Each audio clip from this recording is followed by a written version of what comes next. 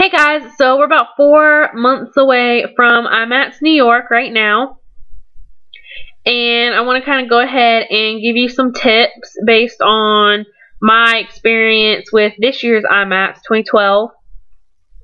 And I know it seems like it's a long way away now, but 4 months until IMATS really isn't that far. Especially if you're traveling, all the planning you have to do and everything, it's really not that far away. I've tried filming on about every single electronic device at my disposal. Now I'm trying on my mom's laptop. Supposedly I'm hopefully getting a camcorder for Christmas, which will remedy this problem forever. But until then, I've got to, work with what I've got. If I don't get one, I will save up money and buy one myself. So this issue is going to get fixed one way or the other. And I found this cool little New York themed sparkly star thingy in the settings. So hopefully that will kind of mask the fact that the video quality is horrible. Okay, so as far as IMATS goes, there's a lot of different things that I thought about when I was trying to go through some of the advice that I would give people, especially if this is their first time going to IMATS.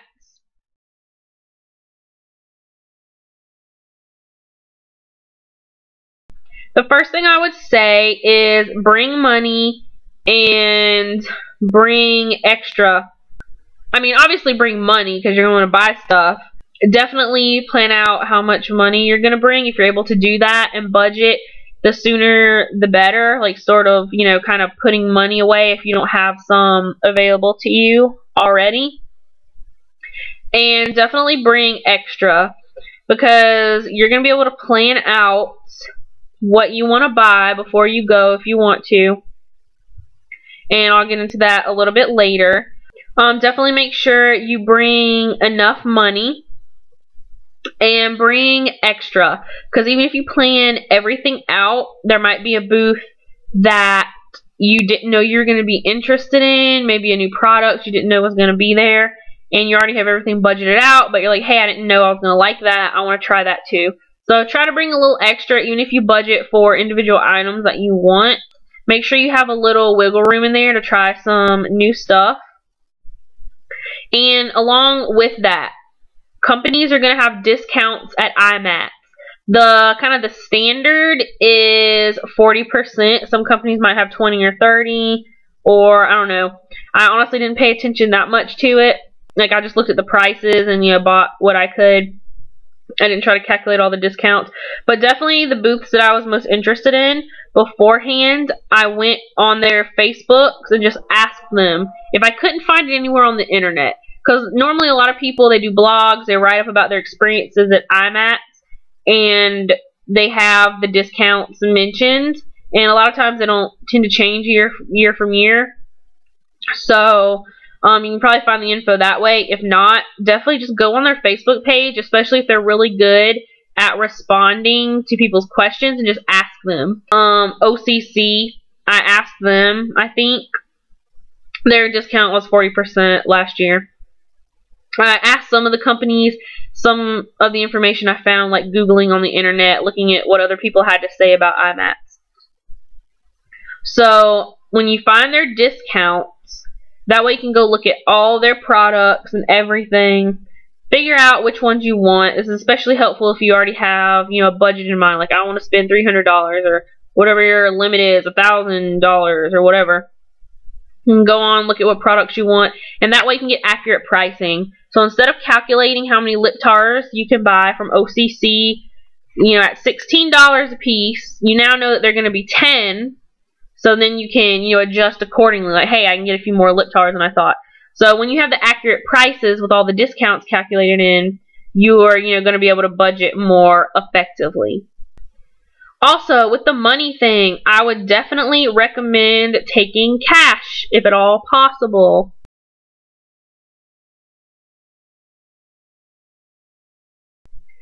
I wasn't really paying attention, because I think I had mostly cash. I think there was one thing I bought with a card, a larger purchase I wasn't really planning on. This big, makeup case rolling thing. I wasn't really planning on buying it, so I didn't really have the cash for it withdrawn. So I think they did take my card.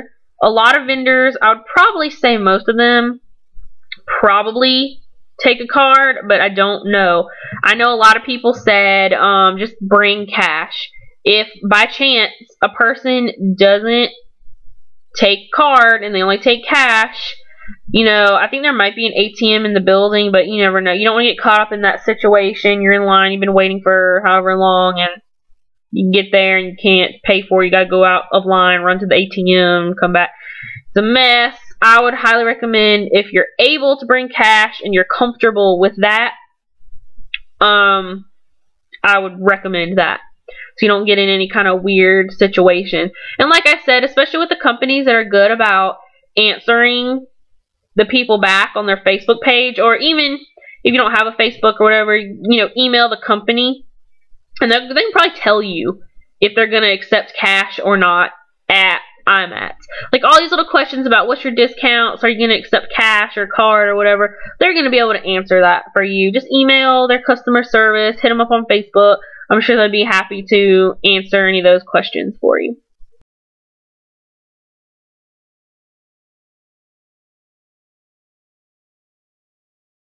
Another thing I would recommend, I found this advice on a bunch of people's blogs when I was trying to prepare for IMATS this year.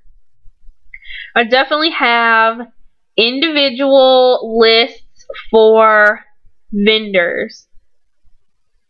And what that means is if you're pre-shopping, budgeting, planning out for IMATS online before you go, you're looking at the company's websites, trying to figure out what you might be interested in, and you have an actual list of specific things. You found out what the discounts are, you budgeted, you say I can get this many, I don't know, I'll go with Inglot this time. Like, okay, I'm interested in getting like 6 eyeshadows from Inglot. What is best for you to do is, especially if you're in a mad dash, it's helpful if you're in the front of the line so that you can move to all of your booths quickly before the crowd gets in there and starts rushing you and all that stuff. It's really helpful to write out on a piece of paper. What I do is I take like a note card like this and cut it in half. There we go. And so I don't waste like a whole sheet writing on 3 lines. And write like Inglot at the top. And then I'll have my list of products that I want.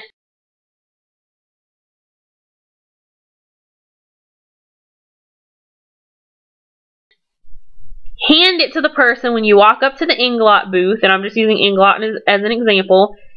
Hand them the list, say, this is what I want. They can go pull it for you. Done. You don't have to say, oh, can I get that one? And can I get that? And you're running around to the other side of the booth. If you already have the list prepared, hand it to them. Boom. Now, it's fine. Like I said, there's going to be things that you didn't know they were going to have. At certain booths, you want to still look around, like, oh, I didn't know that eyeshadow looks like that in real life. That's really pretty now that I see it in person. And of course, you can still go and look around and everything. That's fine. But if there's booths where you have a specific list, you know what you want, it's so much easier. I walked up to the OCC booth. I was like, hi. She's like, hey, is there anything you want to look at? I went, bam. Here's my list. Also still take time to look around at the booth, because you definitely don't want to, miss out on anything. And I know Inglot, they have their own little papers that they give you actually to fill in what you want. They're kind of confusing though. Like, I put down that I wanted, what size palette was it? I honestly don't remember what size palette. But I put down that I wanted the size palette, and I wanted like 5 eyeshadows. And I looked in my bag later, they didn't actually like give me the palette, and I was so confused about that. I later just ordered it off of their website, but I was just kind of really confused about that. So their little paper is weird. I don't know. I would still just take my little note card and hand it to them anyway, because people were asking, oh, where'd you get the little paper that you write your stuff down on? Where'd you get your paper? And they were like constantly running out, and people couldn't find them. So I would definitely just recommend bringing my own list anyway. And if they insist on you using their little paper, just transfer. All you have to do is transfer what you wrote on here on the little paper.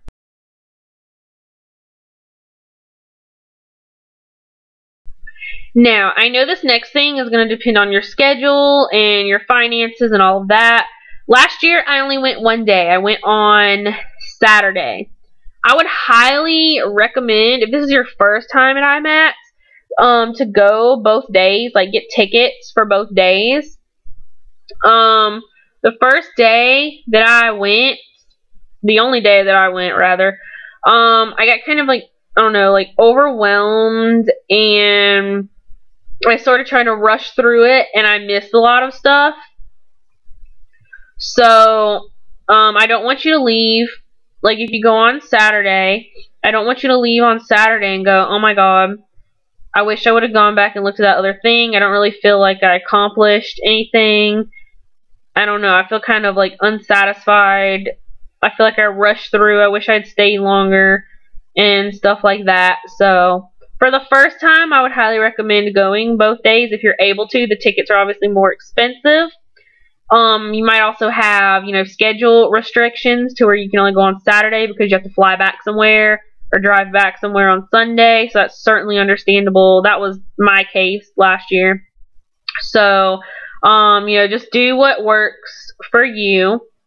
But if you're like me, you're scared you're going to miss out, or you're going to get home or back to your hotel and realize, I didn't know I was going to like this product, now I wish I had like 10 more of these, then you can go back the next day and get more.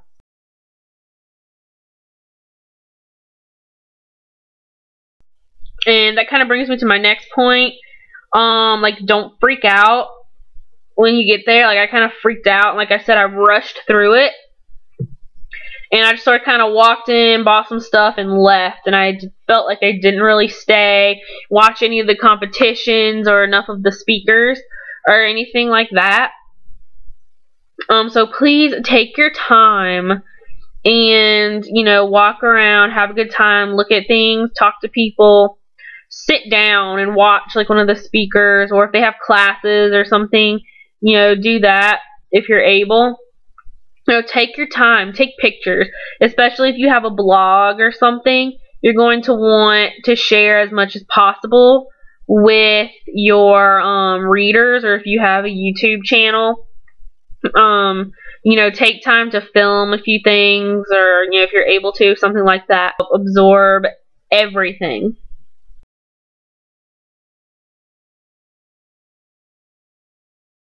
So, I know sometimes you don't have control over everything, the timing and the money, but definitely try to get there early as possible.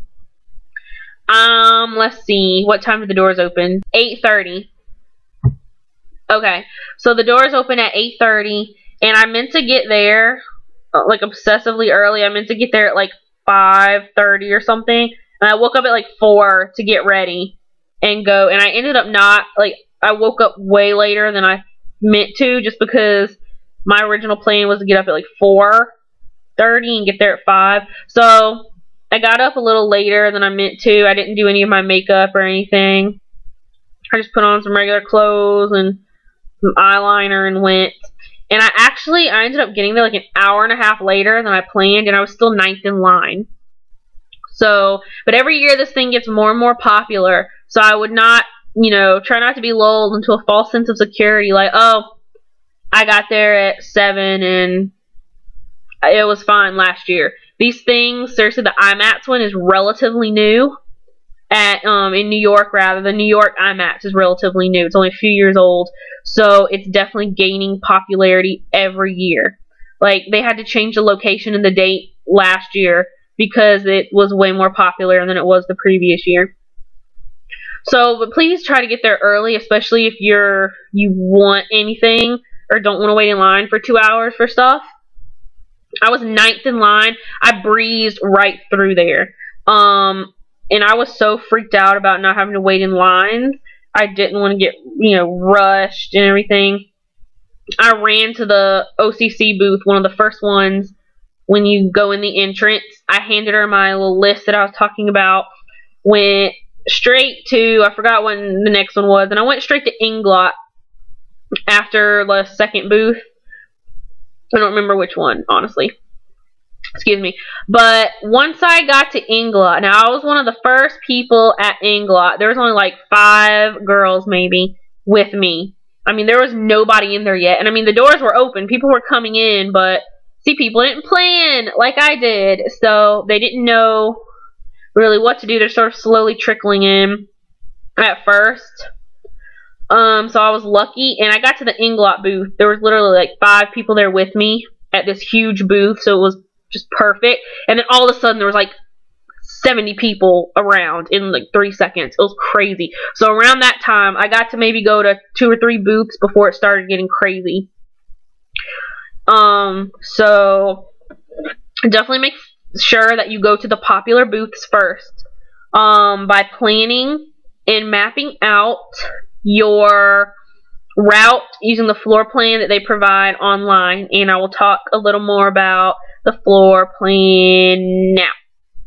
So here I am. I'm just using Google Chrome for this. I have a new tab open in my browser, and what I'm going to do is just come up here to the address bar and go to IMATS.net/New York.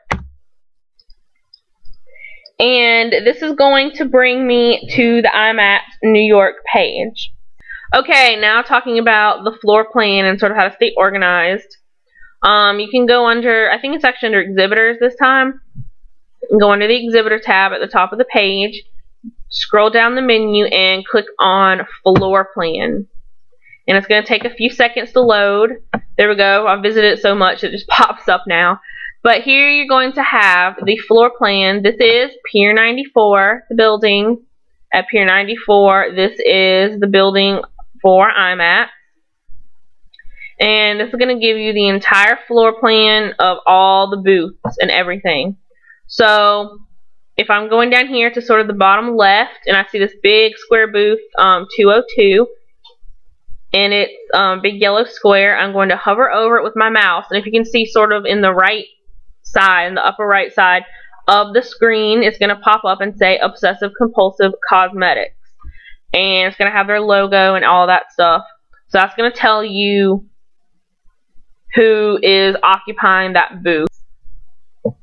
And as you can see, here's the entrance.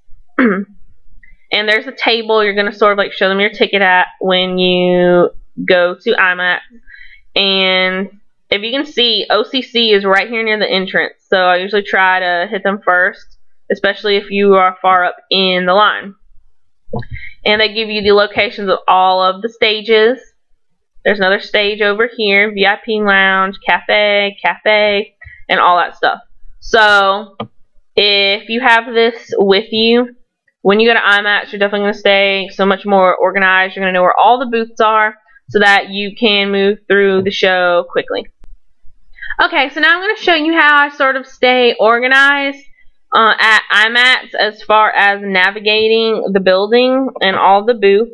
Now, normally I would do this on a piece of paper and actually print this out, but it's just easier for me to show you on the screen than to hold up a piece of paper and for y'all to try to see what I'm writing. And here I just took a screen capture of the map that I already showed you of the floor plan and pasted it into Paint. So first of all, here's the floor plan for IMATS. And what I do is I look and see which booths and which vendors I'm interested in going in visiting. So here's the entrance. And so we come to the left after the entrance. I see this first booth right here. I know 202 is OCC. And I know I definitely want to go to OCC. So what I'll do is I'll circle it. And then out to the side. And Paint is not made for writing like this. Okay.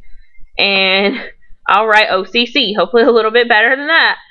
And then I'll come up here. I know 720 is Inglot. And I really want to go to Inglot. So, and you don't necessarily have to circle it.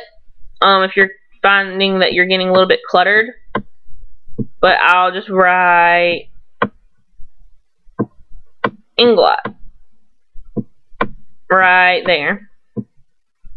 And so I know that's another one that I want to visit.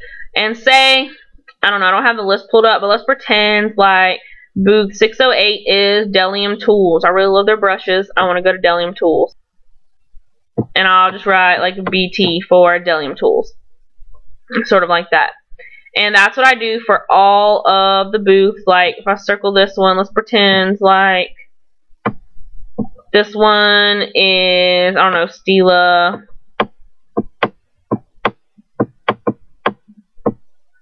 And I'll just write Stila, like, out to the side. And I do that for every single booth that I'm interested in visiting. So that way, I have my map.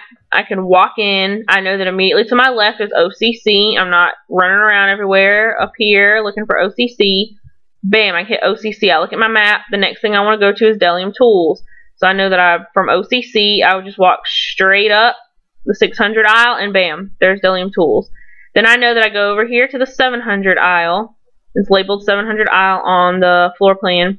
And I know I walk straight up, and there's Inglot. Then I know I can come around the other side, walk straight down the 800 aisle, there's Stila. So, it's really going to help, especially if you are further up in the line and you sort of get there first and you're trying to hit all the booths that you really want to visit before the crazy mob comes in.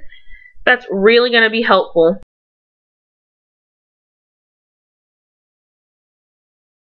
Definitely get there early and go to the popular booths first. Popular booths, OCC, Inglot, NYX. Lord, I'm pretty sure Sugar Pill won't be there. Please do not quote me on that. If I find out any differently, I'll put a note somewhere in the video telling you otherwise. They weren't there last year. Don't know about this year.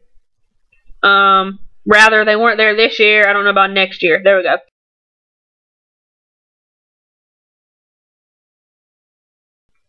Try booths and products that you normally wouldn't. Like if you're going through your list and you're planning, and you say, I want to go to A, B, C, D, E, F, and whatnot. Try at least one booth or one product that maybe you normally wouldn't try. Like, I don't know. Say, you have your foundation. It's the foundation you use every day. You're okay with it. Sure, matches your skin, everything. Go to some booth of some company that you've never even heard of before and buy one of their foundations. Go to a booth that you've never even heard of the company before and try one of their eyeliners or something like that. That's what I did this year. Kaylin Cosmetics, I'd never even heard of them before. I completely overlooked them on my list. When I was making my list, I was like, I don't know what that is, and just sort of bypassed it. And when I got there, I discovered their amazing eyeshadow pigments and gel liners. So, and I ended up getting 2 of them, and I want all of the colors of every single thing they make now. And that's going to be one of my main stops next time. And a lot of people haven't really heard of their company, so their booth isn't going to be flooded. So that's good. So try, booths and products that you've never heard of that you normally wouldn't try. Say that you don't really wear false eyelashes, and there's this really popular false eyelash company there. Go grab a couple, pair of lashes if they're cheap and try them or something like that. A product or a booth that you never really tried before. Definitely, and you might not have control over this either. I didn't last year. I decided to go the weekend before the last week of school at the college I went to. And so nobody would, go with me. First of all, it was relatively last minute. So, because I wasn't sure if I was going to get to go or not because of money issues.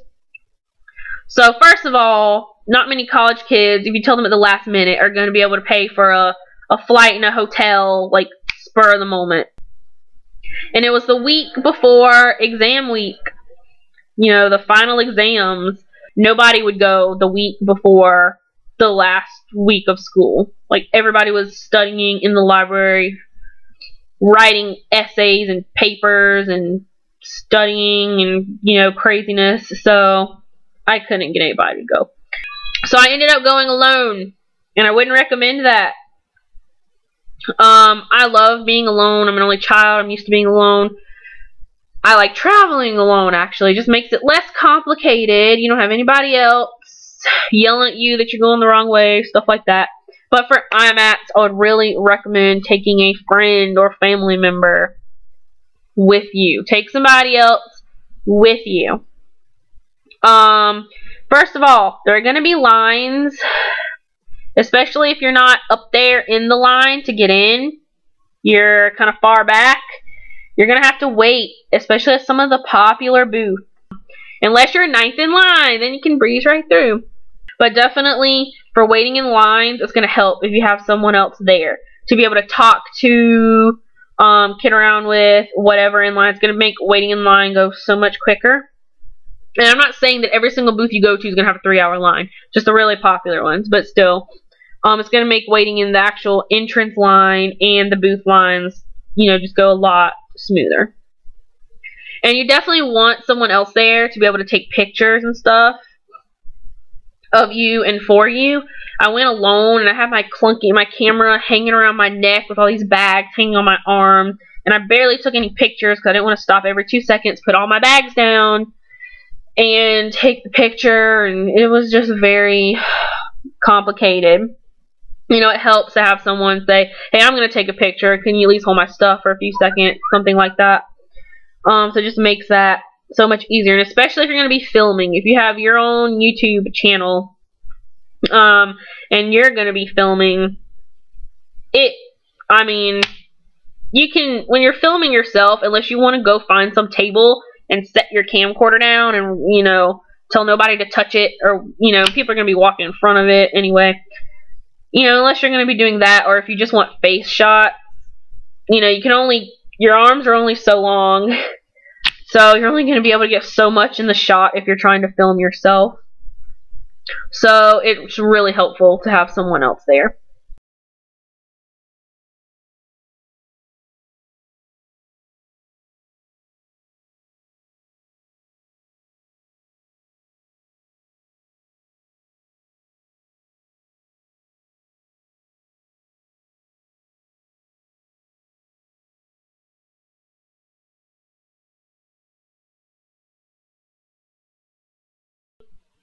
Another thing I would say is be patient.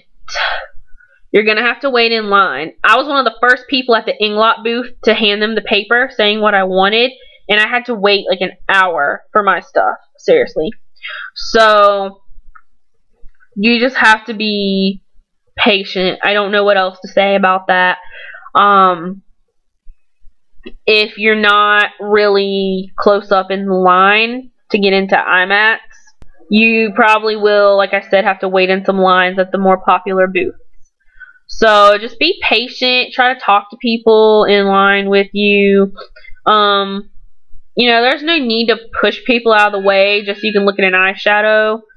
It's honestly not worth it to get angry or whatever. Just be patient. Wait for a break in the crowd around the booth so that you can look.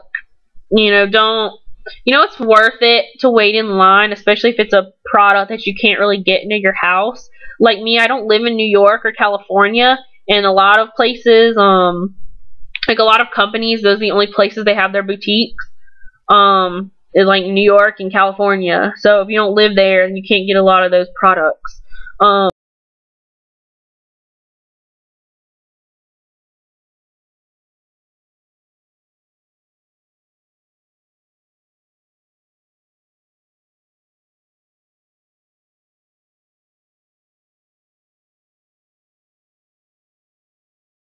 Okay guys, so hopefully some of these things helped you out a little bit. If I think of anything else, I'll make another video and post it as we get closer to IMATS.